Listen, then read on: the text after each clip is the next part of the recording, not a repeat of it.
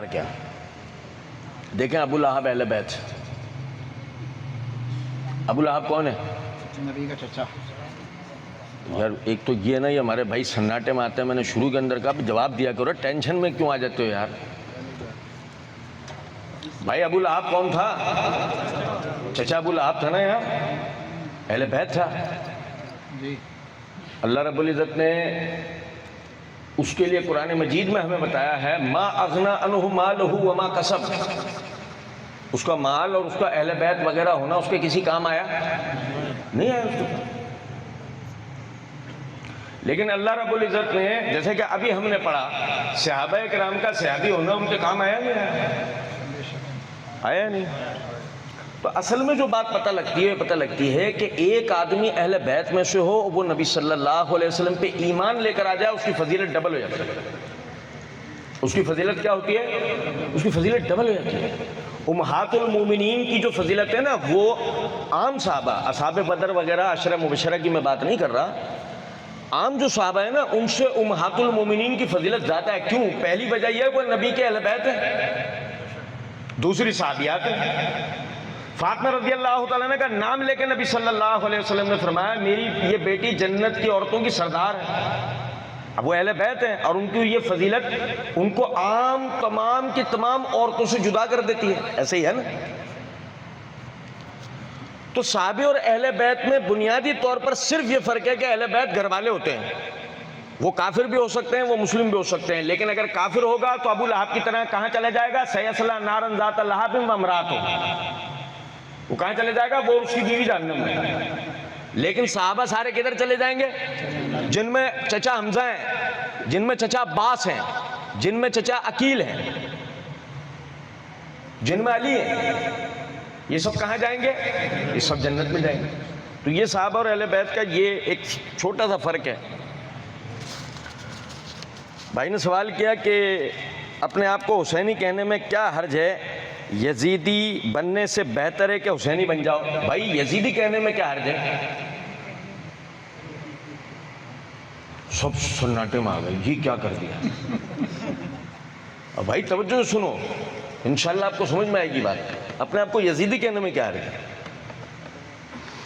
معاویہ رضی اللہ تعالیٰ عنہ کے بھائی تھے یزید بن ابی سفیان رضی اللہ تعالیٰ عنہ. میں یزید بن معاویہ کی بات نہیں کر رہا ہوں، وہ کربلا والے کی میں بات کر رہا ہوں. وہ جو شام کے گورنر تھے، جنہیں شام کا گورنر بنایا تھا محمد الرسول اللہ صلی اللہ علیہ وسلم.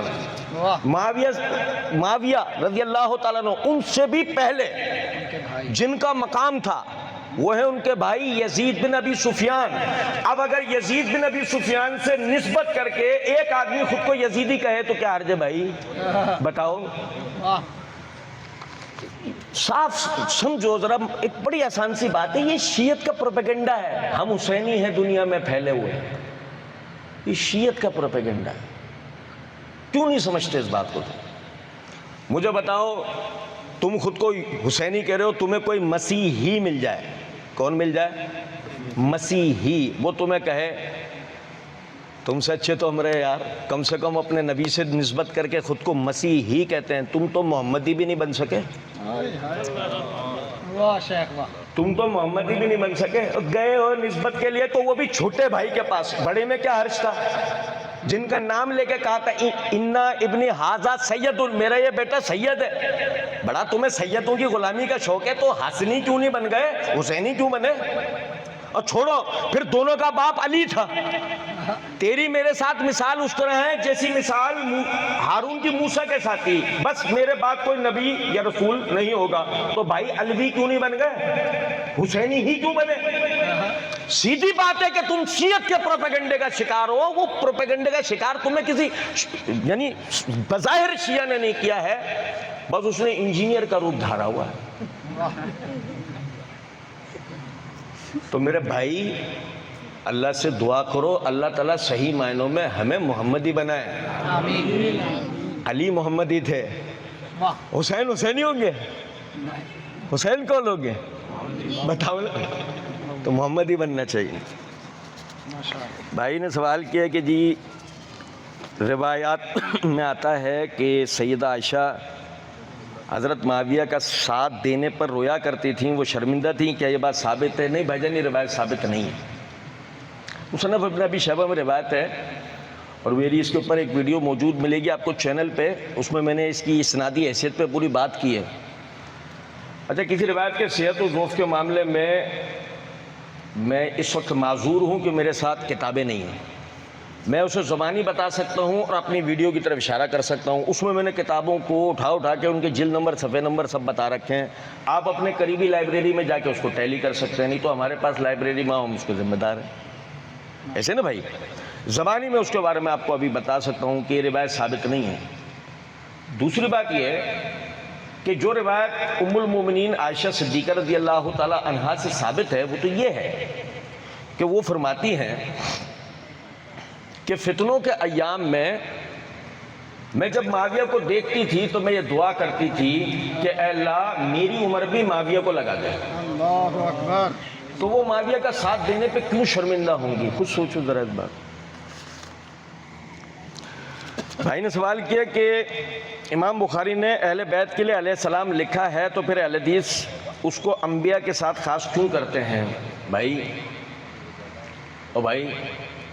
بھائی توجہ کیجئے گا، بھائی اہل بیت کے نام کے ساتھ علیہ السلام لگانا ہے یا نہیں؟ ارے یار ایک منٹ نہ رکو، جذبات ہی نہیں ہو، میرے کہنے میں مت آنا ہے۔ میں تو آپ سے پوچھوں گا، آپ اپنے آپ کو خود جواب دو گے انشاءاللہ، ہے نا؟ میں یہ کہہ رہا ہوں کہ اہل بیت کے نام، بھائی نے یہ سوال کیا تو جس بھائی نے سوال کیا وہ تو میرا ساتھ دے سکتا ہے نا کم سے کم، کہ بھئی اہل بیت کے نام کے ساتھ علیہ السلام لگانا۔ اب دیکھو ہم اہل بیت کے نام کے ساتھ علیہ السلام لگاتے ہیں، صحیح نا؟ ام المومنین ام حبیبہ، کون؟ ام حبیبہ بنت ابی سفیان، ابو سفیان کی بیٹی ام حبیبہ زوجہ ہے محمد الرسول اللہ صلی اللہ علیہ وسلم کی، بہن ہے معاویہ کی۔ معاویہ ہوئے نبی صلی اللہ علیہ وسلم کے سالے، اہل بیت۔ تو معاویہ علیہ السلام بولو گے؟ معاویہ علیہ السلام بولو گے؟ جواب دو یار، اب نہیں دے رہے جواب۔ چھکا لگایا۔ اس کا مطلب کیا ہے کہ اگر میں علی، فاطمہ، حسن اور حسین کے علاوہ اہل بیت میں سے کسی کے نام کے ساتھ بھی علیہ السلام لگانے کو تیار نہیں ہوں، اس بات کی دلیل ہے میں شیعت کے پروپیگنڈے کا شکار ہوں۔ یہ میں کوئی کتاب و سنت کی پیروی نہیں کر رہا۔ چچا عباس اہل بیت ہیں، چچا جعفر اہل بیت ہیں، کبھی سنا عباس علیہ السلام، جعفر علیہ السلام سنا کبھی کسی کے منہ سے؟ چچا عباس کے بیٹے ہیں عبداللہ، فضل، قسم، تینوں میں سے کسی کے لیے کبھی سنا قسم علیہ السلام، فضل علیہ السلام سنا کبھی کسی کے منہ سے؟ تو مانو اس بات کو، آپ شیعت کے پروپیگنڈے کا شکار، آپ اہل بیت کو مانتے ہی نہیں ہو۔ وہ پانچ کے علاوہ آپ کسی کو اہل بیت ماننے کو تیار ہو؟ نبی کی بیٹی فاطمہ کو علیہ السلام کہنے کو تیار ہو، ام کلثوم کو کہنے کو تیار ہو، رقیہ کو کہنے کو تیار ہو؟ کیوں؟ وہ عثمان کی بیویاں اس لیے۔ عثمان بنے داماد، عثمان علیہ السلام سنا کبھی کسی کے منہ سے؟ داماد ہے نا، جیسے علی داماد ہے۔ ابو العاص بن ربیع کے لیے کسی کے منہ سے سنا ابو العاص علیہ السلام؟ کیونکہ یہ اہل سنت کا طریقہ نہیں ہے۔ اللہ تعالیٰ قرآن مجید میں فرماتے ہیں وَسَلَامٌ عَلَى الْمُرْسَلِينَ، رسولوں پر سلامتی ہو۔ تو اہل سنت رسولوں کے نام کے ساتھ علیہ السلام لگاتے ہیں کہ ان پر اللہ کی سلامتی ہو۔ اور آپ کو پتہ ہے رافضیوں نے اہل بیت کے نام کے ساتھ علیہ السلام اس لیے نہیں لگایا جس لیے آپ سمجھ رہے ہیں، اصل میں وہ ان پر وحی اترنے کا عقیدہ رکھتے ہیں، اسی طرح جس طرح نبیوں پہ وحی اترتی تھی، تو وہ سلام علی المرسلین کے تحت اس وجہ سے وہ ان کو علیہ السلام کہتا ہے۔ آپ بخاری مسلم کی طرف جا رہے ہیں، بہت خوب، ماشاءاللہ۔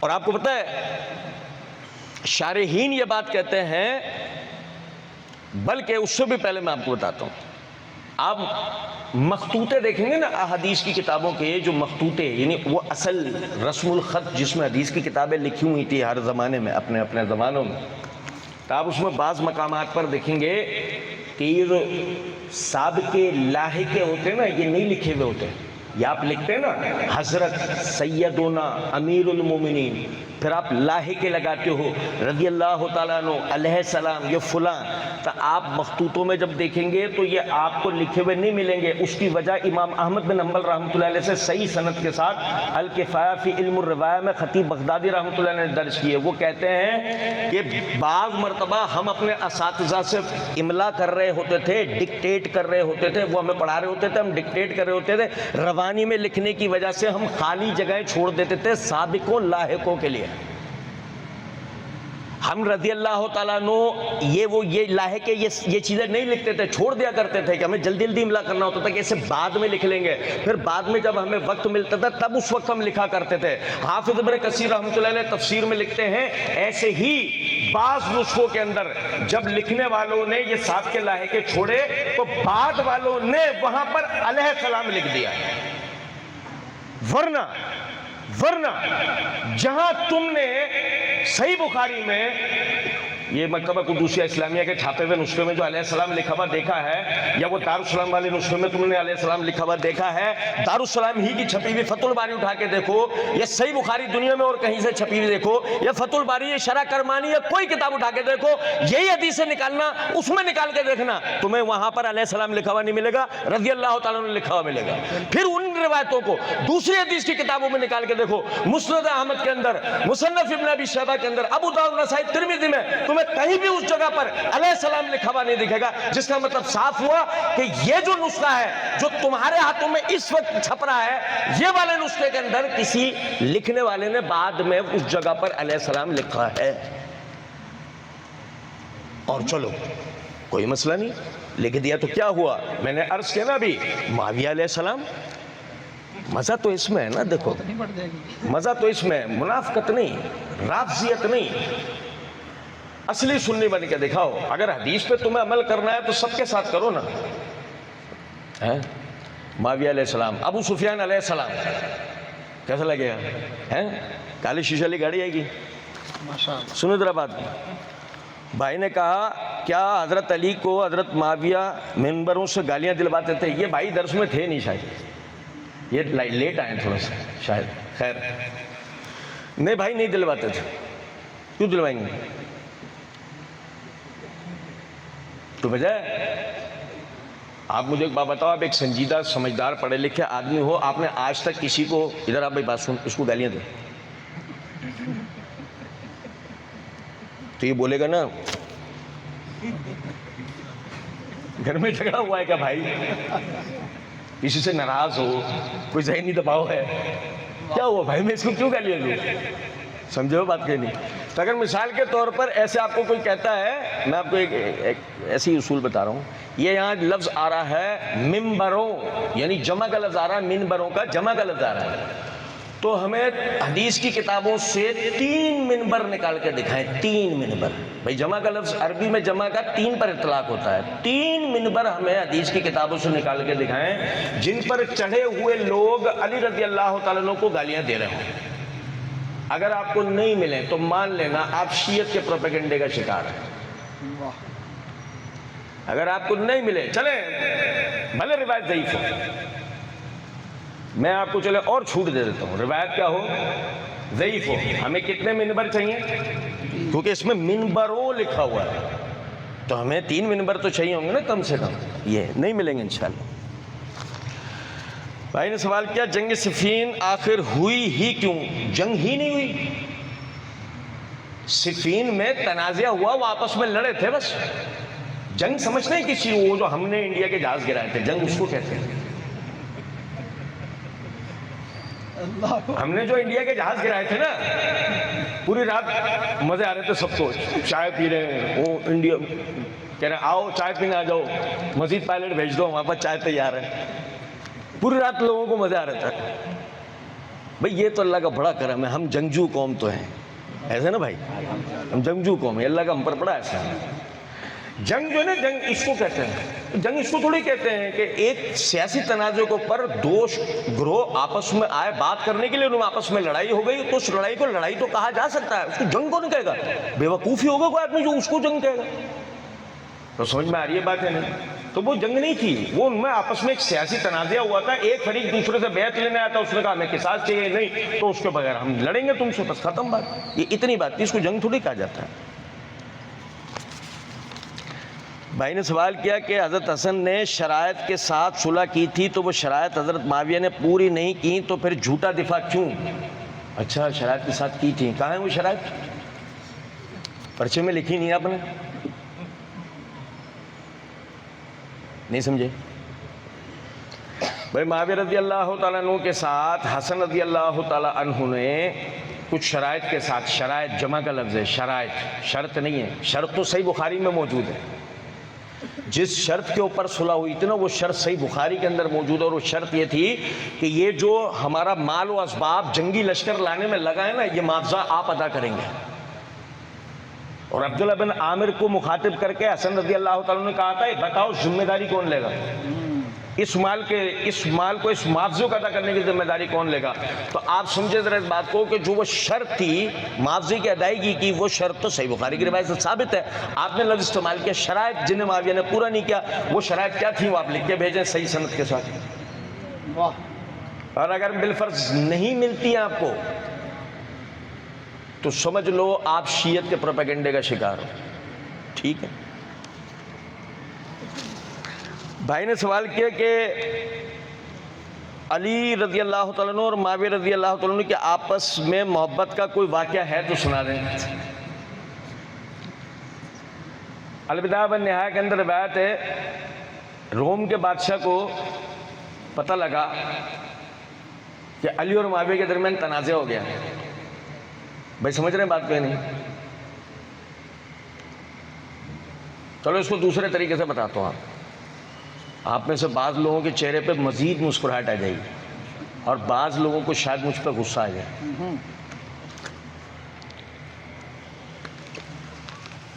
امریکہ کو پتہ لگا کہ عرب ہم سے نا سیکیورٹی واپس، یعنی ہماری سیکیورٹی واپس کر کے کسی مسلمان طاقتور ملک کی سیکیورٹی لینے چاہ رہے ہیں۔ نہیں سمجھ میں آ رہی بات؟ امریکہ نے کہا دیکھو ہماری سیکیورٹی تم چھوڑ دو گے تو خطے میں ایک دشمن تمہارے لیے کھڑا ہے، ہم پہلے سے تمہیں وارن کر رہے ہیں۔ انہوں نے کہا یہ سب بول بچن ہیں، سمجھتے ہیں بول بچن، یہ گیدڑ بھپکیاں ہیں۔ امریکہ نے کہا میرے لیے اتنی جرت، گیدڑ بھپکی؟ اچھا لو ابھی دکھاتا ہوں تمہیں۔ وہ ڈرون آ کے گر رہے ہیں نہیں گر رہے ہیں؟ آ رہے ہیں نا ڈرون، کہاں سے آتے ہیں؟ آئی سمجھ میں بات؟ سمجھ میں آ رہی ہے کچھ بات؟ یہ کس کی لڑائی ہے؟ یہ امریکہ اور ایران کی لڑائی ہے؟ کس کی لڑائی ہے؟ سمجھ رہے ہیں نا بات کو یا نہیں؟ چلے چھوڑیں۔ اب کیا ہوا کہ علی اور معاویہ رضی اللہ تعالیٰ نے آپس میں تنازع ہوا دونوں میں۔ روم کے بادشاہ کو پتہ لگا نا، اس نے فوراً جو ہے نا علی یعنی کہ معاویہ رضی اللہ تعالیٰ کو خط لکھا اور کہا مجھے پتہ لگا ہے کہ تمہارا جو نا علی سے تنازع چل رہا ہے، تو اس کے مد مقابل اگر تمہیں کسی بھی قسم کی مدد کی ضرورت ہو نا مجھے بتا دینا، میں اپنے آدمی بھیج دوں گا۔ معاویہ رضی اللہ تعالیٰ نے جواب میں کہا تو خیر منا اس دن سے کہ جب میں اور میرے چچا کا بیٹا آپس میں ہمارے تنازع کو حل کر لیں گے تو تیری طرف رخ کریں گے۔ میں اور میرا چچا کا بیٹا جس دن اپنے اس تنازع کا حل کر لیں گے تو پھر تیری ہی طرف رخ کریں گے۔ یہی وجہ ہے سب سے پہلے اس چچا کے بیٹے کو ہی انہوں نے ٹارگٹ کر کے شہید کیا تھا، کیونکہ ان کو بھی اچھی طریقے سے اس بات کا اندازہ تھا کہ اگر معاویہ جیسا کہہ رہا ہے کہ چچا کے بیٹے سے صلح ہو گئی تو پھر تیری باری آئے گی، اس کا مطلب چاچا کے بیٹے کے اندر کوئی دم خم ہے۔ تو پھر کون شہید ہوئے تھے؟ علی شہید ہوئے تھے نا، یہ ہے معاملہ۔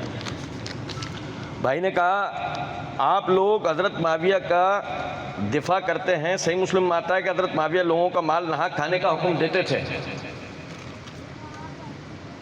البدایہ والنہایہ میں اس کی تشریح ہے۔ اب بھائی توجہ سننا، جس بھائی نے سوال بھیجا ہے نا وہ توجہ سنیں۔ البدایہ والنہایہ کے اندر اس کی تشریح ہے کہ آپ ہر سال حسن اور حسین کو 10,000 دینار بطور تحفہ بھیجا کرتے تھے، اور وہ اس کو اپنی ذات کے لیے استعمال کیا کرتے تھے۔ کون؟ حسن اور حسین رضی اللہ تعالی عنہما۔ تو اگر معاویہ لوگوں کو مال ناحق کھانے کی طرف توجہ دلاتے تھے، حسن اور حسین وہ مال کھاتے کیوں تھے؟ حسن اور حسین وہ مال کیوں کھاتے تھے بھائی؟ تمہارا ضمیر بڑا ہے، تمہاری غیرت بڑی ہے، تم میں خودداری زیادہ ہے، تم ایماندار زیادہ ہو، یا نبی صلی اللہ علیہ وسلم کے نواسے ان خوبیوں کے حامل تھے؟ ایسے ہی ہے نا؟ عبد الرحمن بن عبد رب کعبہ جو ہے، اس نے یہ افواہ مدینے میں پھیلائی تھی۔ صحیح مسلم کی روایت کا راوی دیکھو گے نا، وہ ہوگا، اس نے یہ افواہ پھیلائی تھی مدینے میں۔ آپ کو پتا ہے، جب کبھی بھی کوئی آدمی روایت بیان کرتا ہے، میں اس سے کہتا ہوں سنائی کس نے؟ یہ تمہیں بتایا کس نے؟ وہ اس کا نام لیتا ہے۔ میں کہتا ہوں اس کو صرف ایک دن کے لیے مدینے سے باہر دکھاؤ، ایک دن کے لیے۔ یہ مدینے سے باہر گیا تھا ایک دن کے لیے۔ اور بھائی سمجھے نہیں، فلسطین کے حالات خراب ہیں، وہاں پہ سینیٹر مشتاق صاحب جو ہے وہ جہاز لے کے پہنچے ہیں۔ یہ آپ کو کس نے بتایا؟ سینیٹر مشتاق صاحب جاتے ہی نہیں۔ سینیٹر مشتاق صاحب جناح باغ کے اندر آرام فرما رہے ہوتے تو مسئلہ ہو جاتا نا، نہیں سمجھے؟ خبر جھوٹی ثابت ہوتی، سینیٹر صاحب وہاں پہنچے نا بھائی، نہیں سمجھے؟ عبد الرحمن بن عبد رب کعبہ اگر کبھی شام ایک دن کے لیے گیا ہو تو سمجھ میں آتا ہے کہ ہو سکتا ہے معاویہ کے گھر سے ایک دن میں بھی چلا گیا ہو، اور ہو سکتا ہے معاویہ سے یہ سن کر آ گیا ہو۔ یہ محض ایک پروپیگنڈا تھا جس کا یہ شکار تھا، اس پروپیگنڈے کو یہ لوگوں کو بیان کیا کرتا تھا، بس، اس کی کوئی حقیقت نہیں۔ اگر معاویہ رضی اللہ تعالیٰ عنہ لوگوں کو ناحق مال کھانے کا حکم دیتے تو سب سے پہلے ان کی بیعت، اہل بیت توڑ دیتے۔ اہل بیت زندگی بھر ان کے مطیع و فرما بردار رہے، جو اس بات کی دلیل ہے کہ معاویہ رضی اللہ تعالیٰ عنہ کی خلافت میں عین شفافیت، عدل اور انصاف تھا۔ ماشاءاللہ۔ بھائی نے سوال میں کہا کہ محمد علی مرزا جناب امیر معاویہ کو گالی نہیں دیتا، وہ صرف وہی بات بتاتا ہے جو لکھی ہوئی ہے، سمجھانے میں غلطی لگ سکتی ہے، کیا لکھی ہوئی بات پر اختلاف کرنے سے ہمارا امیر معاویہ پر ہمارا جنت اور جہنم کا فیصلہ ہونا ہے؟ ہم امیر معاویہ کو گالی نہیں دیتے، صرف علمی اختلاف کرتے ہیں، انہیں صحابی بھی مانتے ہیں اور ان کے لیے دعا بھی کرتے ہیں۔ یار یہ جو ہمارا بھائی ہے نا، بہت پیارا ہے، اللہ اس کو خوش رکھے، بڑا معصوم ہے بھائی بیچارہ، نہ اس نے کبھی ہمیں پورے طریقے سے سنا، نہ مرزا کو پورے طریقے سے سنا۔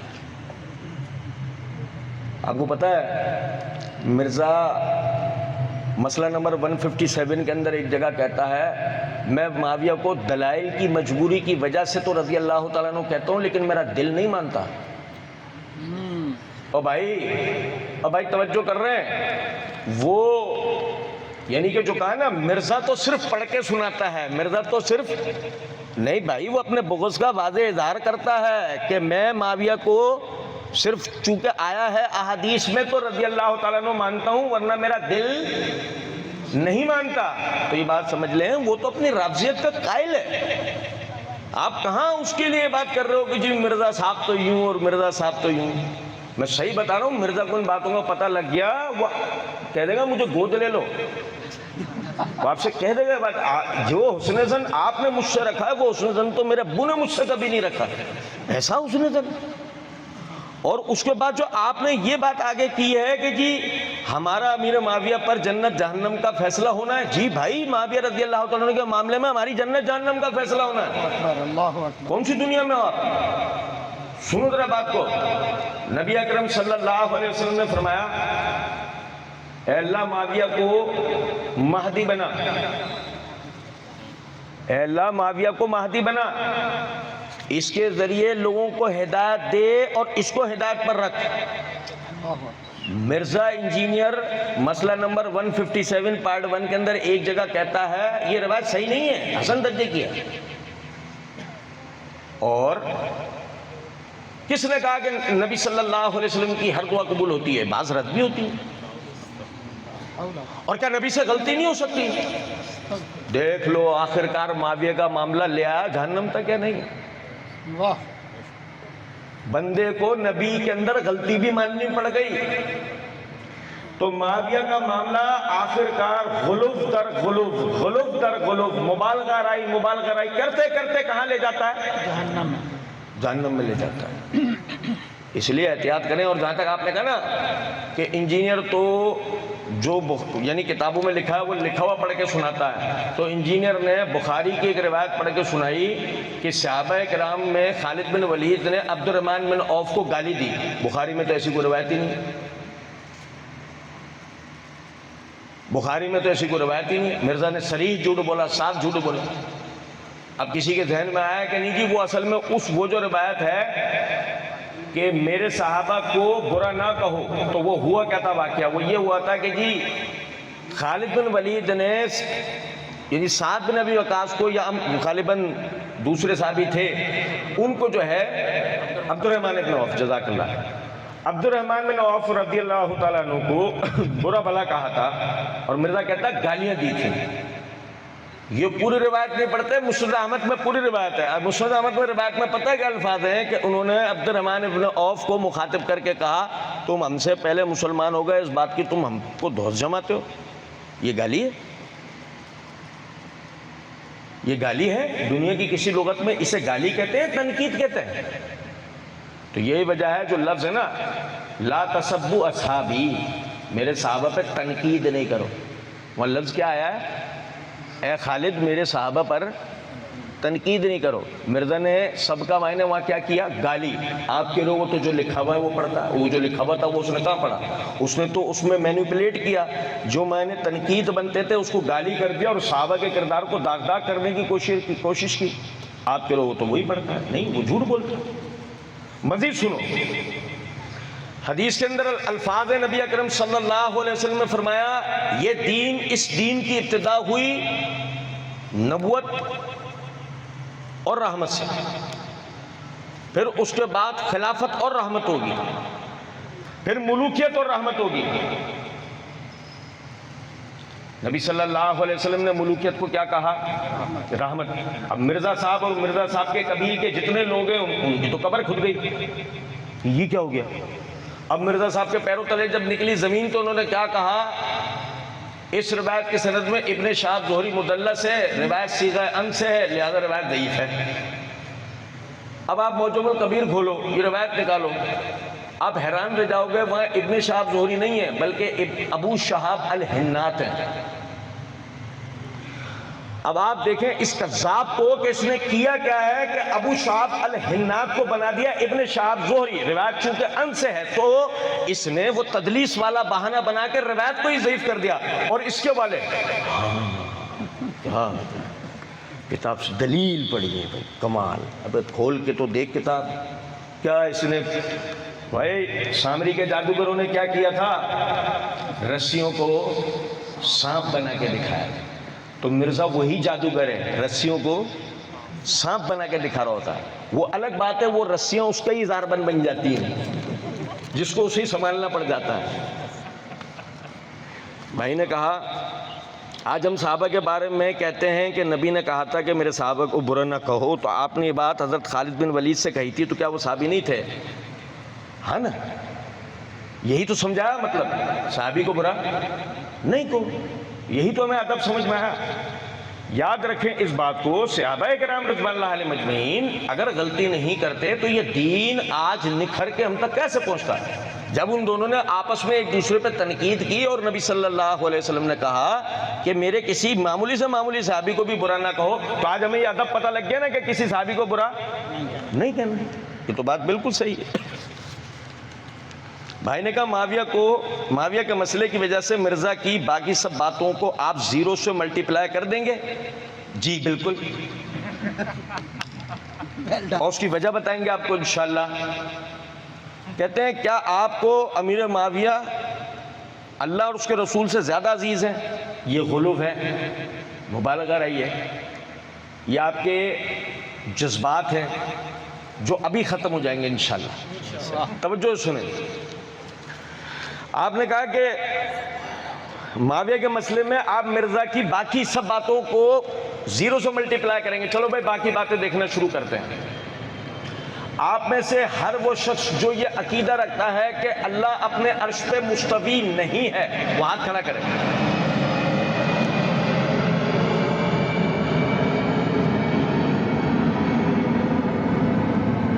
ہے کوئی ایسا آدمی جو یہ عقیدہ رکھتا ہو کہ اللہ اپنے عرش پہ مستوی نہیں ہے؟ اب بھائی پیچھے لے بھائی، پیچھے لے بھائی، یہ توجہ سنو۔ آپ میں سے کوئی ایسا بھائی ہے جو یہ عقیدہ رکھتا ہو کہ اللہ اپنے عرش پہ مستوی نہیں ہے؟ ہے نا؟ مرزا کہتا ہے نہیں ہے، مرزا کہتا ہے اللہ ہر جگہ حاضر ہے۔ اعوذ باللہ من ذلک۔ مرزا کہتا ہے کہ اللہ تعالیٰ ہر جگہ حاضر و ناظر ہے۔ امام ابن خزیمہ رحمۃ اللہ علیہ، ابھی میں دلائل کی بات نہیں کر رہا، مختصر بات کروں گا۔ یہ دیکھو ہم نے زیرو سے ملٹی پلائی کر کے کیا نکالا، یہ دیکھنا آپ خالی۔ امام ابن خزیمہ رحمۃ اللہ علیہ کہتے ہیں جو شخص اللہ کو مستوی علی العرش نہیں مانتا، حاکم وقت کی ذمہ داری ہے اس سے توبہ کروائے۔ وہ توبہ کر لیتا ہے تو ٹھیک ہے، توبہ نہیں کرے تو حاکم وقت کی ذمہ داری ہے اس کی گردن اڑا دے۔ اللہ اکبر۔ یہ اتنا گمراہ کن عقیدہ ہے۔ آپ اندازہ کریں، ہمارا مرزا سے اصل اختلاف معاویہ رضی اللہ تعالیٰ عنہ کی شخصیت پہ نہیں تھا، اللہ کی توحید پہ تھا۔ وہ تو مسئلہ یہ ہے کہ آپ اس طرف نہیں جاتے، آپ جاتے ہو صحابہ کی طرف۔ یہ سمجھ رہے بات کیوں نہیں؟ دوسری بات سنیں، آپ میں سے جو شخص یہ عقیدہ رکھتا ہے کہ مزارات پہ دعائیں قبول ہوتی ہیں وہ ہاتھ کھڑا کرے۔ توجہ سنیے گا، آپ میں سے جو شخص بھی یہ عقیدہ رکھتا ہے کہ مزارات پہ دعائیں قبول ہوتی ہیں وہ ہاتھ کھڑا کرے۔ نہیں ہے، جبکہ مرزا یہ عقیدہ رکھتا ہے کہ اہل بیت کی قبریں شاعر اللہ میں داخل ہیں، وہاں لوگوں کی دعائیں قبول ہوتی ہیں۔ استغفر اللہ، اللہ یعذ اللہ۔ تو ہمارا مرزا سے عقیدہ، ہمارا مرزا سے معاویہ رضی اللہ تعالیٰ عنہ کی شخصیت پہ اختلاف نہیں، شرک اور توحید پہ اختلاف ہے۔ مرزا مشرک ہے، مرزا مشرک ہے، اور مشرک ہونے کی وجہ سے ہم اس سے اختلاف کرتے ہیں۔ پھر آگے سنیں، آپ میں سے جس کا یہ عقیدہ ہے کہ قرآن مجید میں رد و بدل ہو گیا وہ ہاتھ کھڑا کریں۔ جبکہ مرزا نے مسئلہ نمبر 157 پارٹ 2 کے اندر یہ بات کہی ہے، میں صحیح مسلم سے ثابت کر سکتا ہوں قرآن میں تحریف ہوئی ہے۔ میں نے اس کا جواب دیا۔ میں جو باتیں آپ کو بتا رہا ہوں، آپ محمدی لائبریری کے نام سے یوٹیوب چینل ہے میرا، وہاں آپ جا کر یہ ساری ویڈیو ساتھ میرے جوابات کے دیکھ سکتے ہیں۔ مرزا نے کہا کہ میں تحریف قرآن کو صحیح مسلم سے ثابت کر سکتا ہوں، تو میں نے جب جواب دینا شروع کیا تو یہ کہہ کے جواب دینا شروع کیا تھا اس کا کہ پہلے تم ایک کام کرو، منہ دھو کے آؤ۔ کیا کرو؟ پہلے تم کیا کرو؟ منہ دھو کے آؤ۔ تمہیں دکھنا بند ہو گیا ہے، تمہاری سماعت کمزور ہو گئی ہے، کالی کافی پیو، تم نے رات کو جو سمت بونس سونگی اس کا تمہیں نشہ ہے، تم کالی کافی پیو۔ کیونکہ مسئلہ یہ ہے، تم صحیح مسلم سے ثابت کرو گے، تم سے پوچھا کس نے کہ تم صحیح مسلم سے ثابت کرو یا فلاں سے ثابت کرو؟ تمہیں کس نے کہا؟ اب میری بات توجہ سنیے گا، وہاں پہ ہم نے قرآن حدیث خود رافضیوں کی کتابوں سے اس بات کے حوالے دیے ہیں کہ قرآن محفوظ ہے، اس میں تحریف نہیں ہوئی۔ ہاں یہ عقیدہ رافضیوں کا ہے کہ قرآن میں رد و بدل ہو گیا، تو ہمارا مرزا سے اختلاف کس معاملے میں ہے؟ معاویہ رضی اللہ عنہ کی شخصیت پہ نہیں۔ پیچھے لے بھائی، مرزا سے ہمارا اختلاف کس چیز میں ہے؟ کس چیز میں ہے؟ میں اسی لیے تو آپ کو کہہ رہا ہوں اتنی دیر سے غور سے سنو نا۔ مرزا سے ہمارا اختلاف ہے تحریف قرآن کے مسئلے میں، مرزا سے ہمارا اختلاف ہے مزار پرستی میں، مرزا سے ہمارا اختلاف ہے، سنو اور آگے، اللہ تعالیٰ نے قرآن مجید میں فرمایا وَيَعْبُدُونَ مِن دُونِ اللَّهِ مَا لَا يَضُرُّهُمْ وَلَا يَنفَعُهُمْ وَيَقُولُونَ هَؤُلَاءِ شِفَعُونَ عِندَ اللَّهِ، یہ اللہ کو چھوڑ کر ایسوں کو پکارتے ہیں جو نہ ان کو فائدہ پہنچا سکتے ہیں نہ نقصان، وَيَقُولُونَ هَؤُلَاءِ شِفَعُونَ عِندَ اللَّهِ، اور کہتے یہ ہیں کہ اللہ کے پاس ہمارے سفارشی ہیں۔ أَتُنَبِّئُونَ اللَّهَ بِمَا لَا يَعْلَمُ فِي السَّمَاوَاتِ وَلَا فِي الْأَرْضِ، تم اللہ کو ایک ایسے عقیدے کی خبر دے رہو جس کو اللہ نہیں جانتا زمین اور آسمان میں کہیں۔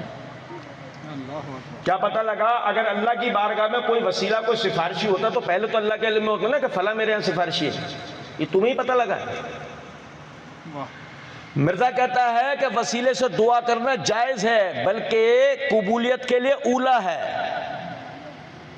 تو ہمارا مرزا سے اختلاف معاویہ رضی اللہ تعالیٰ عنہ میں نہیں ہے، بلکہ مشرکین عرب کے اس شرکی عقیدے میں، جس کو آج بھی مرزا جس کی طرف دعوت دیتا ہے۔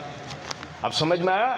ہم اسے 0 سے ملٹیپلائی نہیں کرتے، ہم اسے 100 سے ملٹیپلائی کرتے ہیں۔ اس کے 100 عقیدوں کا جواب دیا ہے میں نے، 100 questions on Sunni and Shia issues.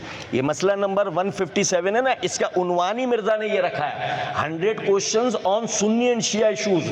اس میں صرف معاویہ ایشو نہیں ہے، اس میں صرف معاویہ ایشو نہیں ہے، پوری سنیت اور شیعت پہ بحث ہوئی ہے۔ تو ہمارا اس سے اس کی پوری شیعت کے اوپر اختلاف ہے۔ کچھ بات آ رہی ہے سمجھ میں؟ ماشاءاللہ ماشاءاللہ۔ بھائی نے کہا اہل حدیث کہتے ہیں کہ کوئی کسی کا کام نہیں آئے گا، جبکہ 7439 بخاری میں ہے کہ اللہ کے نیک بندے دوزخ سے لوگوں کو نکال لائیں گے۔ اور حضرت جریج نے بچے سے کہا بول تیرا باپ کون ہے؟ وہ بچہ بول پڑا۔ یہ بھائی نے کہا نا کہ اہل حدیث کہتے ہیں کوئی کسی کا کام نہیں آئے گا۔ کون سا اہل حدیث کہتا ہے کوئی کسی کا کام نہیں آئے گا؟ اہل حدیث تو کہتے ہیں تعاون علی البر والتقوی، نیکی اور بھلائی کے کاموں میں ایک دوسرے کی مدد کیا کرو۔ اور اگر آپ کی مراد آخرت سے ہے تو اہل حدیث صحیح مسلم کی روایت پڑھ کے سناتے ہیں کہ نبی اکرم صلی اللہ علیہ وسلم نے فرمایا انسان مر جاتا ہے، اپنے پیچھے اعمال کا سلسلہ منقطع کر جاتا ہے سوائے 3 باتوں کے۔ ایک کہ اس نے کوئی انسانی خدمت کا کام کیا ہو، 2 اس نے کسی کو علم سکھایا ہو، 3 اس کی نیک اولاد جو اس کے لیے دعا کرتی ہے۔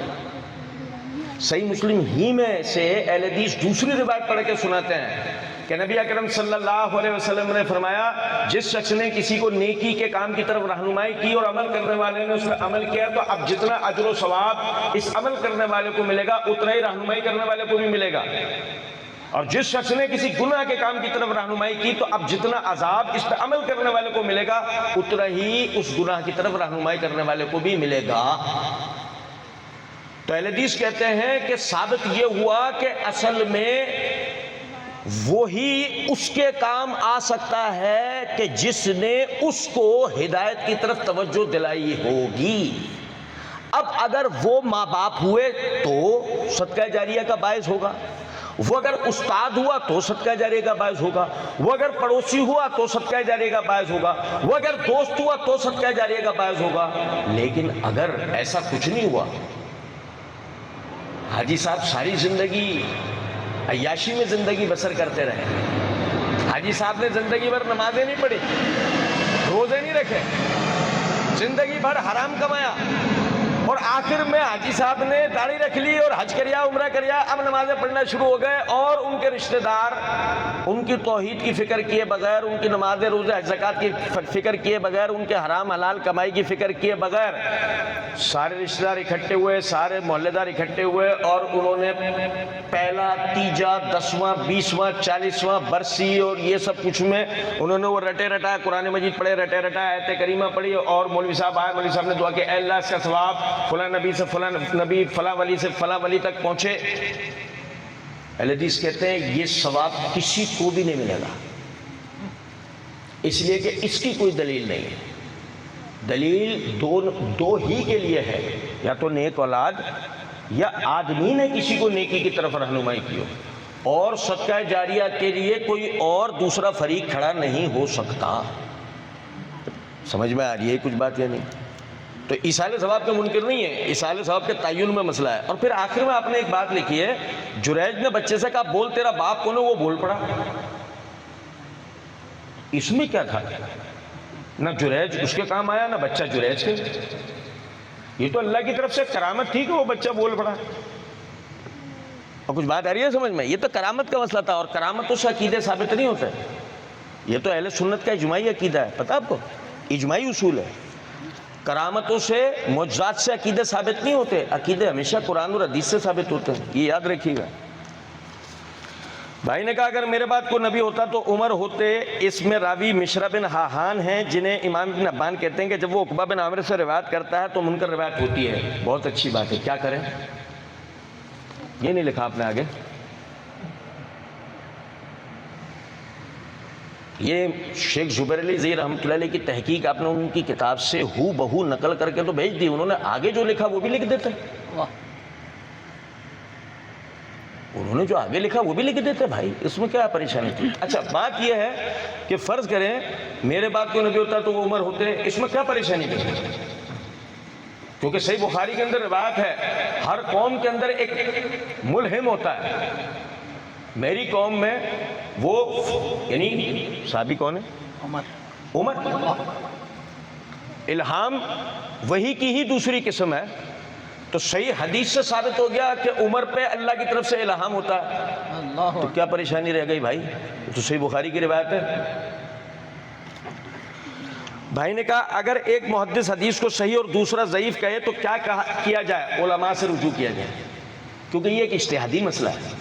حدیث کے صحت و ضعف کا جو معاملہ ہے وہ ایک اجتہادی مسئلہ ہے، ٹھیک ہے؟ بعض حضرات ایسے ہیں کہ جن پر راوی کے ضعف کے جو وجوہات ہوتے ہیں وہ عیاں نہیں ہوتے، اور بعض حضرات ایسے ہوتے ہیں جن پر راوی کے ضعف کے جو وجوہات ہوتے ہیں وہ عیاں ہو جاتے ہیں۔ تو جو چونکہ مومن کی اصل سکہ ہونا ہے تو اس لیے جب تک جرح منقول نہ ہو تو علماء اس روایت کو صحیح کہتے ہیں، لیکن جیسے ہی سبب جرح ثابت ہو جائے اس میں تو اب اس کی روایت کو ضعیف کہا جاتا ہے۔ تو فرض کریں کہ ایک محدث کے اوپر وہ سبب جرح واضح نہیں ہو سکا، وہ صحیح کہے گا اور وہ اپنی جگہ درست کہے گا، لیکن دوسرے پہ اس راوی کے اندر کی علت واضح ہو گئی، اب وہ اس کو ضعیف کہے گا۔ تو لہٰذا ہمیں اصل میں اس علت تک پہنچنا چاہیے، لیکن چونکہ علتوں تک پہنچنے کے لیے اس فن کو سیکھنے کی ضرورت ہے، اور اس فن کو آپ نہ اسلام 360 سے سیکھ سکتے ہیں نہ مرزا جہلوی سے، انتہائی معذرت کے ساتھ، کیونکہ وہ تو بیچارہ اتنا یتیم فی العلم ہے، اتنا مسکین ہے وہ غریب اس معاملے میں کہ اس کو آج تک یہی نہیں پتہ لگا کہ راوی مدلس ہوتا ہے یا مدلس ہوتا ہے۔ بھئی ایسی غلطیاں ہم سے بھی ہو جاتی ہیں، لیکن ہم تو یہ کہتے ہی نہیں نا کہ ہم کوئی مجتہد ہیں۔ ہمارے لیے ساجد میر کو لاؤ، ہمارے لیے امام کعبہ کو لاؤ، ہمارے لیے ڈاکٹر ذاکر نائک کو لاؤ، اور ہم کہتے ہیں تمہارے لیے پہلے گلوکوز لاتے ہیں، ایمبولینس بلاتے ہیں، تمہیں پہلے لے کے چلتے ہیں ڈاکٹر کے پاس، تمہیں گلوکوز لگواتے ہیں، تمہیں وٹامن سی ڈی اے کی گولیاں کھلواتے ہیں، تمہیں جان آئے، تمہاری آنکھوں کے نیچے کے حلقے ختم ہو۔ سمجھ میں آ رہی ہے کچھ بات یا نہیں؟ جو آدمی اتنا تمیز نہیں رکھتا کہ راوی مدلس ہوتا ہے یا مدلس ہوتا ہے، تو اس لیے یاد رکھیں اس بات کو کہ یہ چیز آپ کو پتہ ہے یہ ہماری امت کا صد افتخار ہے، اس پہ غیر مسلم تک ہم پہ فخر کرتے ہیں، لیکن اس علم کو آپ بیٹھے بٹھائے نہیں سیکھ سکتے۔ جیسے مثال دیتا ہوں، ہمارے یہاں پڑھے لکھے بھائی اتنے سارے بیٹھے ہوئے ہیں، ایمانداری سے ایک بات بتائیے گا، یہ C++ کی جو بک ہوتی ہے، C++ لینگویج ہے نا، جانتا ہے کوئی بھائی؟ C++ لینگویج ہوتی ہے نا، اب C++ لینگویج کو آپ کیا کریں کہ اس کی کتاب کا جہاں تک ممکن ہو سکتا ہے اردو ترجمہ کر کے خود جو ہے اس میں ماہر ہونے کی کوشش کریں، ہو سکتے ہیں؟ ٹیچر کی ضرورت ہے نا، ہے یا نہیں؟ اسی طریقے سے بایولوجی کی کتاب ہے، اس کا کرتے ہیں ہم اردو میں ترجمہ، اب ترجمہ کرنے کے بعد آدمی کہے کہ یہ میں اس کو پڑھ کے خود سمجھ سکتا ہوں، سمجھ لیں گے؟ یہ آپ کو استاد کی ضرورت ہے نا؟ چلیں چھوڑیں، میتھمیٹکس کی کسی کتاب کو اردو میں ہم ترجمہ کر دیتے ہیں، اب کہے کہ جی میں میتھمیٹکس کو ریاضی کو خود ہی سمجھ سکتا ہوں، سمجھ لے گا بغیر استاد کے؟ نہیں۔ اسی طرح یہ علم مصطلح الحدیث ہے، یہ علم علوم الحدیث ہے، اس کو بھی بغیر استاد کے آدمی نہیں سمجھ سکتا، کیونکہ اس کے اندر ایکویشنز ہوتی ہیں، لاز ہوتے ہیں، ایکسپلینیشنز ہوتی ہیں، ان کو بغیر استاد کے اور ایگزامپلز ہوتے ہیں جو کہ آپ نہیں سمجھ سکتے جب تک آپ کو استاد نہ سمجھائے۔ سمجھ رہے ہیں بات کو؟ حتیٰ کہ آپ کو میں ایک لطیفہ بتاتا ہوں، آپ نے حدیث کی سند پڑھی، اس میں رشدین بن سعد روایت کر رہا ہے ابو حنیفہ سے، کس سے؟ ابو حنیفہ سے۔ اب لکھا ہوا آ رہا ہے ان ابی حنیفہ، اب ان ابی حنیفہ آپ نے پڑھا ہوا دیکھا، آپ نے کہا ہو امام ابو حنیفہ رحمۃ اللہ علیہ، ماشاءاللہ۔ آپ نے رجال کی کتاب کھولی، پتہ لگا وہاں 6 ابو حنیفہ ہیں۔ کتنے؟ 6 ہیں۔ تو ان کا تعین کیسے ہوگا؟ یہ ابو حنیفہ نعمان بن ثابت الکوفی ہیں، یہ کیسے پتہ لگے گا؟ سمجھ میں آ رہی ہے کچھ بات یا نہیں؟ یہ اساتذہ تعین کرا کے دیتے ہیں کہ رشدین بن سعد کسی اور کا نہیں، ابو حنیفہ نعمان بن ثابت الکوفی کا شاگرد ہے۔ بات آ رہی ہے سمجھ میں یا نہیں؟ بھائی نے کہا مسند احمد میں حدیث نمبر 22,941 ہے، جس میں حضرت معاویہ کی شراب پینے کے متعلق بیان ہوا ہے، جسے رافضی بیان کرتے ہیں۔ ہمارے حدیث کے عالم غلام مصطفیٰ ظہیر امن پوری نے اس میں راوی حسین بن واقد جب عبداللہ بن بریدہ سے روایت کرتا ہے تو اسے امام احمد بن حنبل کہتے ہیں کہ وہ منکر روایت ہوتی ہے۔ امام احمد بن حنبل یہ نہیں کہتا وہ منکر روایت ہوتی ہے، امام احمد بن حنبل نے تو کہا ہے وہ بہت زیادہ منکر روایت ہوتی ہے۔ وہ منکر روایت ہوتی ہے، انہوں نے تو کہا ہے وہ بہت زیادہ منکر روایت ہوتی ہے۔ اس کی وجہ پتہ ہے کیا وجہ اس کی؟ یہ ہے کہ یہ عبداللہ یعنی حسین بن واقد ہے نا، اس کے عبداللہ بن بریدہ رضی اللہ تعالیٰ عنہ سے ملاقات ثابت نہیں ہے، وجہ یہ ہے اس کی۔ آگے لکھتے ہیں محدثین کے نزدیک صدوق حسن الحدیث ہیں۔ ہاں صدوق حسن الحدیث ہیں، اس میں کیا ہے، لیکن صدوق حسن الحدیث ایسے راوی سے روایت کر رہا ہو جس سے اس کی ملاقات ہی ثابت نہ ہو تو سند منقطع ہوتی ہے نا بھائی۔ یہ شیخ زبیر سے آپ نے صدوق اور حسن الحدیث تو سیکھ لیا، سند کا انقطاع اور اتصال نہیں سیکھا؟ نہیں سمجھ رہے کچھ بات کو؟ تو یہ ہے وہ شیخ امن پوری نے جو بات کی ہے وہ تو 1,00,000 گنا صحیح بات ہے۔ بھائی نے کہا صحیح مسلم حدیث نمبر 2408 حدیث، آپ صلی اللہ علیہ وسلم نے غدیر کے موقع پر فرمایا نہ میں تم میں 2 چیزیں چھوڑ کر جا رہا ہوں، قرآن اور دوسرا اہل بیت، میں تمہیں اہل بیت کے متعلق اللہ کی یاد دلاتا ہوں۔ موطا امام مالک میں حدیث بغیر سند ہے، جبکہ صحیح مسلم میں یہ صحیح سند حدیث ہے۔ اچھا یہ بھائی جو لکھ رہا تھا وہ بہت پریشان تھا، وہ ٹینشن میں تھا۔ اس نے کیا کرا کہ اس نے یہ صحیح مسلم کی حدیث لکھی، اسے یہ گمان تھا یہ حدیث کوئی ہمارے مخالف ہے، یعنی یہ کوئی ہمارے مخالف ہے۔ ہم پڑھتے ہیں موطا امام مالک کی روایت، موطا امام مالک کی روایت جو نا وہ ضعیف ہے، یہ صحیح ہے، یہ اس کے خلاف ہے، یہ میری دلیل ہے اور میں ان کی دلیل کا رد کر رہا ہوں۔ آپ غلطی کر رہے ہیں، آپ ہماری دلیل ہمیں پڑھ کے سنا رہے ہیں، نہیں سمجھے؟ آپ غلطی کر رہے ہیں، آپ ہماری ہی دلیل ہمیں پڑھ کے سنا رہے ہیں، اور بلکہ موطا امام مالک کی روایت کی مزید ایک اور سند ہمیں دے رہے ہیں۔ سنیں ذرا توجہ سنیے گا، توجہ سے۔ نبی صلی اللہ علیہ وسلم نے فرمایا ترکت فیکم امرین لن تضلوا ما تمسکتم بہما کتاب اللہ و سنت النبی ہی، لوگوں میں تمہارے درمیان 2 چیزیں چھوڑ کے جا رہا ہوں، جب تک اس کو مضبوطی سے تھامے رہو گے کبھی گمراہ نہیں ہوگے۔ ایک اللہ کی کتاب ہے، دوسرا اس کے نبی کا طریقہ ہے۔ آپ درس کے شروع میں آئے ہوتے نا، آپ کو یہ سوال کی نوبت نہیں آتی، میں نے درس کے شروع میں آیت پڑھی وَمَن يُشَاقِقِ الرَّسُولَ مِن بَعْدِ مَا تَبَيَّنَ لَهُ الْهُدَىٰ، اللہ کہتا ہے رسول کی مخالفت بعد اس کے کہ ہدایت واضح ہو چکی جائز نہیں ہے۔ تو مطلب اللہ نے رسول کی سنت کی حجیت قائم کی یا نہیں؟ اس کو ایمان کا معیار قرار دیا یا نہیں؟ تو بس سنت النبی ہی قرآن کے مطابق ہوا یا نہیں؟ لیکن چلیں چھوڑیں، سنیں ذرا توجہ سے بات سنیے گا، بہت توجہ سے، بہت توجہ سنیے گا۔ فرمایا میں تم میں 2 چیزیں چھوڑ کے جا رہا ہوں، ایک اللہ کی کتاب، دوسرے میرے نبی کی سنت۔ یہ ہو گئی ایک بات۔ اب یہ جو نبی کی سنت ہے یہ آئے گی کہاں سے؟ مثال کے طور پہ توجہ سنیے گا بات کو۔ نبی اکرم صلی اللہ علیہ وسلم وضو کس طرح کرتے تھے یہ تو بتا دیں گے اصحاب، لیکن آپ غسل کس طرح کرتے تھے یہ صحابہ تو نہیں بتا سکتے، یہ تو صحابیات بتائیں گی۔ کون؟ ازواج مطہرات، یہ تو ازواج مطہرات بتائیں گے۔ نبی صلی اللہ علیہ وسلم باہر کی زندگی میں کیسے تھے یہ تو بتائیں گے صحابہ کرام، لیکن آپ صلی اللہ علیہ وسلم کی گھریلو زندگی کیا تھی یہ کون بتائے گا؟ ازواج مطہرات۔ کیونکہ دیکھو اس کی میں وجہ بتاتا ہوں، علی تو آپ کے گھر میں نہیں رہتے تھے نا، فاطمہ شادی ہو کے علی کے گھر میں رہتی تھی نا، حسن اور حسین اپنے نانا کے گھر آیا کرتے تھے، رہتے تھوڑی تھے، رہتے تو اپنے گھر میں ہی تھے نا۔ تو نبی صلی اللہ علیہ وسلم کے ساتھ کون رہتی تھی؟ آپ کی بیویاں رہتی تھی نا۔ تو جب نبی صلی اللہ علیہ وسلم نے مزید واضح کرا کہ سنت تو تمہیں پتہ لگ گئی مگر سنت کا واسطہ بھی سمجھ لو، ایک ہوتی ہے سنت، ایک ہوتی ہے سنت کی سند۔ سنت ہے وہ، سنت کی سند ہے یہ، یعنی اہل بیت، میری بیویاں، میرے داماد، میری بیٹیاں، میرے بیٹے. اور سمجھ میں آ رہی ہے کچھ بات یا نہیں؟ تو فرمایا لوگوں میں تم میں دو وزنی چیزیں چھوڑ کے جا رہا ہوں، جب تک ان کو مضبوطی تھامے رہو گے کبھی گمراہ نہیں ہوگے. ایک ہے اللہ کا قرآن، دوسرے میرے گھر والے ہیں، میرے اہل بیت ہیں. میں اپنے گھر والوں کے معاملے میں تمہیں اللہ سے ڈرنے کا حکم دیتا ہوں. میں تمہیں اپنے گھر والوں کے معاملے میں اللہ سے ڈرنے کا حکم دیتا ہوں. میں تمہیں اپنے گھر والوں کے معاملے میں اللہ سے ڈرنے کا حکم دیتا ہوں. اور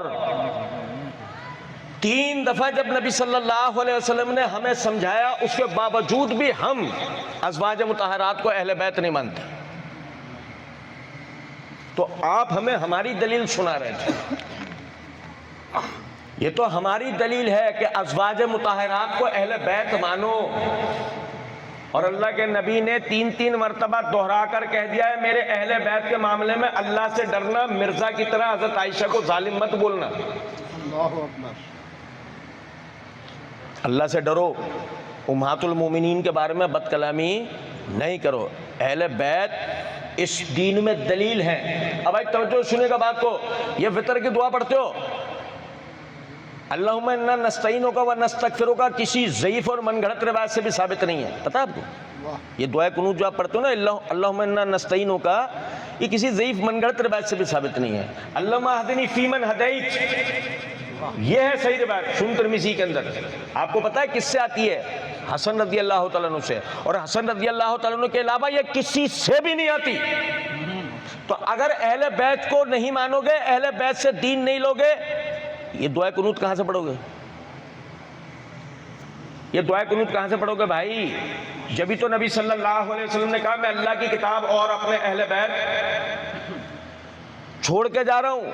سنو ذرا توجہ سے، ہم تو اہل بیت، ابھی توجہ سنیں، اہل بیت سے دین لینا ہے. علی بن ابی طالب رضی اللہ تعالیٰ عنہ سے پوچھا گیا حضرت فصل لے ربک ونحر کے معنی کیا ہیں؟ آپ نے جواب کے اندر کہا اپنے رب کے لیے نماز پڑھو اور دائیں ہاتھ کو بائیں ہاتھ پر رکھ کر سینے پہ باندھو. ماشاءاللہ. اور ان کا ماننے والا مولا علی کا چورن بیچنے والا ہاتھ لٹکا کے نماز پڑھ رہا ہے.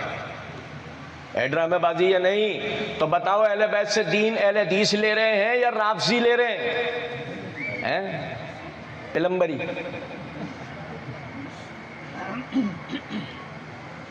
یہ آپ نے ہماری دلیل پڑھی تھی بھائی، یہ ہمارے خلاف نہیں پڑھی تھی.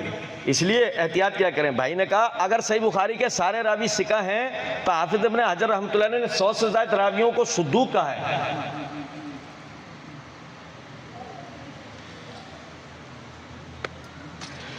امریکہ کا نام جو ہے نا یونائٹڈ اسٹیٹس نہیں ہے.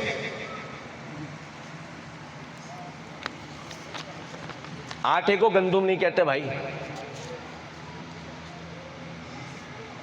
اور سمجھ میں آ رہی ہے بات یا نہیں؟ یہ سیمبو والا لطیفہ ہے. اگر آپ صحیح بخاری کے سارے راوی ثقہ ہیں تو حافظ ابن حجر نے 100 سے زائد کو صدوق کہا ہے. تو صدوق درجہ ثانیہ ہے، ثقہ کا ہی تو درجہ ثانیہ. بھائی معاف کر دو ہمیں یار، اس میں کیا ہو جائے گا؟ ثقہ درجہ اولا ہے اور ثقہ ہی کا درجہ ثانیہ صدوق ہے. مجھے لگا نیچے لکھا ہوا آئے گا کہ حافظ ابن حجر نے 100 سے زائد کو ضعیف کہا ہے.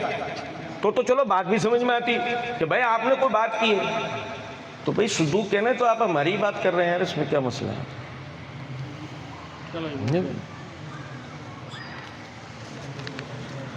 بھائی نے کہا شیعہ کہتے ہیں کہ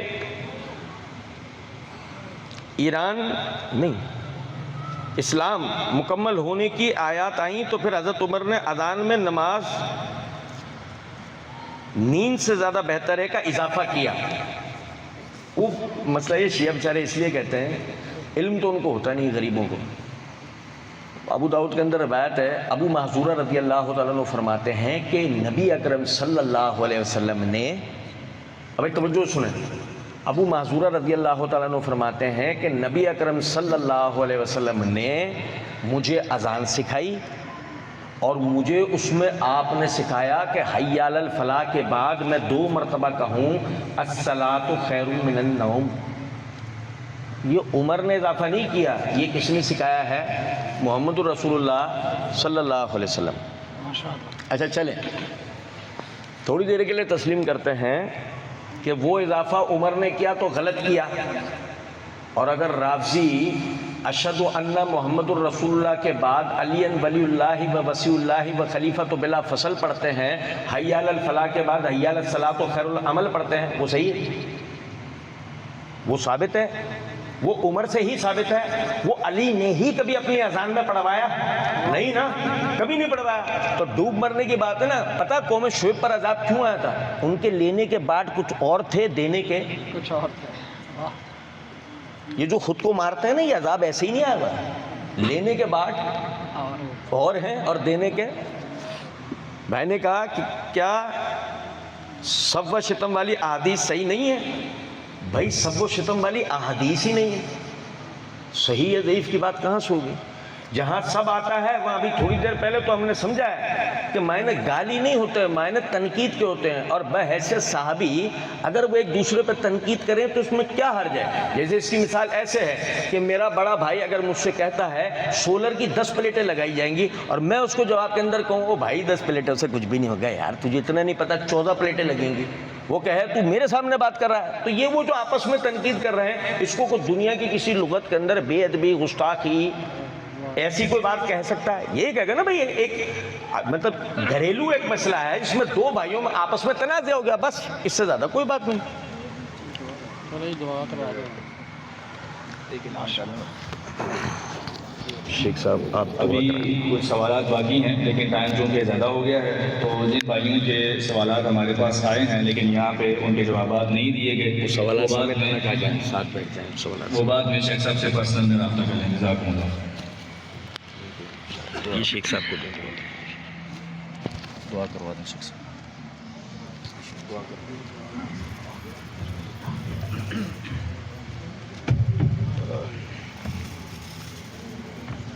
دعا چھڑوائیے.